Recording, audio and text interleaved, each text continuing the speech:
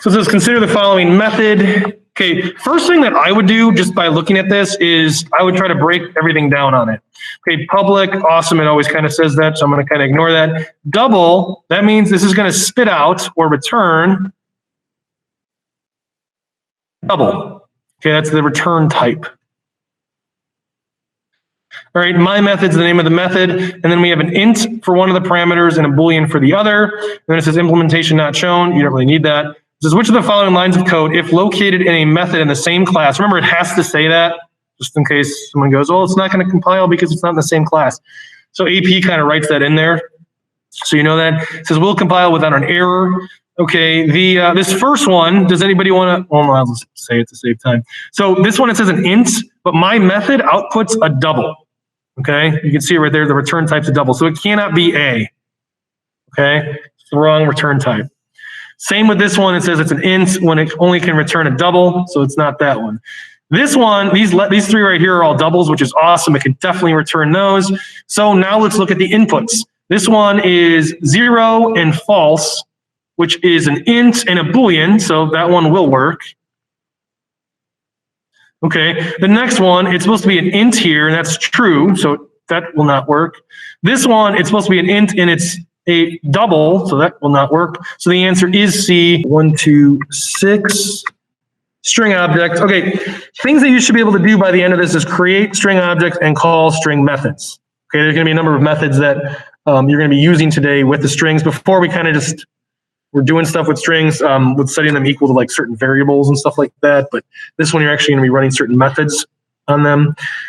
So the essential knowledge, again, this is the stuff that you have to know for this year for the class. String objects can be created by using string literals, which is what you've been doing before, or by calling the string class constructor, which we have not done. But calling the string class constructor is similar to calling any constructor. So that shouldn't be that big of a deal.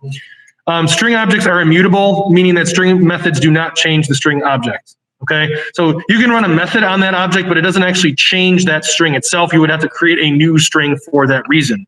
And the activity kind of goes over why that is. It is very important to, not just change objects all of a sudden because it could affect other code. So that's why they're immutable, meaning they don't change. You would have to create a new object to be able to do that. Next, it says string objects can be concatenated using the plus or the plus equals operator, resulting in a new string object. Okay, concatenation just means like, say like you took my name, Mr. and Ozarka, and you put them together to be Mr. Ozarka. So you have one string of Mr., one string of Ozarka, and you put them together, and then you have Mr. Ozarka. That's what concatenating means. And you can add them. So Mr. plus Ozarka is equal to Mr. Ozarka. That's all that means. It's not like math where like 1 + 1 is 2. You're just like if you put together a string that's 1 and another string that's 1, and you put it together, you concatenated it, it would be 11 because it's a 1 and a 1. So if you want to kind of think of it that way, rather than like adding the two values together. Primitive values can be concatenated with a string object. This causes implicit conversion to the string objects. So if you did Mr. Ozarka plus 1, it would just say Mr. Ozarka 1. Okay, so you can add other objects like an int to it, and it would just say Mr. Ozarka 1 as one word. And then escape sequences, they have the forward slash, that's not backslash, it's forward slash with a, or wait, it doesn't matter. It's a slash like that, it's above the enter button, and it has a special meaning in Java. So if you ever want to have quotes in a string, you would have to do the escape character with a quote. Okay, you can't actually have like a quote inside of a quote because the quote itself is a string. Like it defines the boundaries of the string literal. So say you wanted a quote in the string, you would have to do escape character with that. If you wanted that forward slash, you would have to do forward slash, and then it would show up as part of the string. And then /n, that's new line. So what it does, it just returns the line and goes to a new line when you do it. If that's confusing, again, you're going to be doing it in the activity. You're going to have code that you're copying and pasting and running, so hopefully it'll make more sense with that.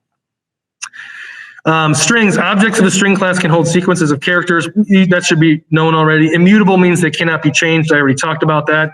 And these are the two ways that you can create strings. The way that we've already been doing this way, string s equals hi, or you can just do the class constructor for strings. So new string by is equal to t. These are the same thing. Obviously, one's easier than the other. Okay, null, if you don't want to set a value to a string, you could totally just leave it blank like that. Doesn't refer to any object yet. Concatenation, we already talked about that. Oh yeah, you can also use the concat method. Plus is way easier to use though, but that's just my opinion. I think on a test though, sometimes they use the concat, so make sure you do know that. And it says primitive values can be concatenated with a string object. So I kind of talked about that. APCSA, then Y is 24. So if you add X, which is APCSA and 24, Z will be APCSA 24. Okay, so it turns that int into a string. Whoever created Java made that one of the rules for it. Escape sequences, I kind of already talked about that. Oh, it's backslash. So I was saying /. That's embarrassing. Has special meaning. So if you want a quote in the string, you just have to include that. If you want the backslash, if you want a new line, that's what that does. So that's essentially a sneak preview of what's going to be expected of you in 126.